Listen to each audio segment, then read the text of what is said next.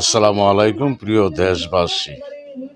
NCP ও যারা জামাতের সাথে যোগ দিয়েছে তারা এনসিপির ছেলেরা বলতেছে যে দেশের সকল ব্যবসায়ী ও সাংবাদিক আইনজীবীরা তারেক রহমানের কাছে গিয়ে ভিড় করে কেন সেটা নির্বাচনে জালিয়াতি হবে নাকি এসব কথা বলে।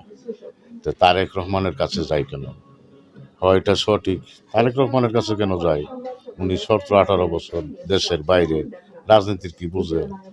যারা এই দেশ শাসন করব এই এনসিপির ছেলেরার কাছে সে যাইব, তারা ব্যবসায়ীরা ও সাংবাদিক যারা বড় বড় আইনজীবী আছেন তাদের কাছে যান, তারেক রহমানের কাছে যান কেন? ওরা বলছে সেই সুযোগ দিবে না তারা।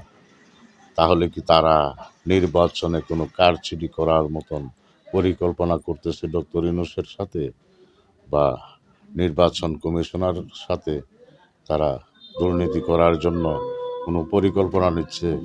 তা না হলে এসব কথা বলা বলি করছে কেন? ব্যবসায়ীরা, সাংবাদিকরা, আইনজীবীরা কারা কখন কোনখানে যাবে তাদের বলার কে?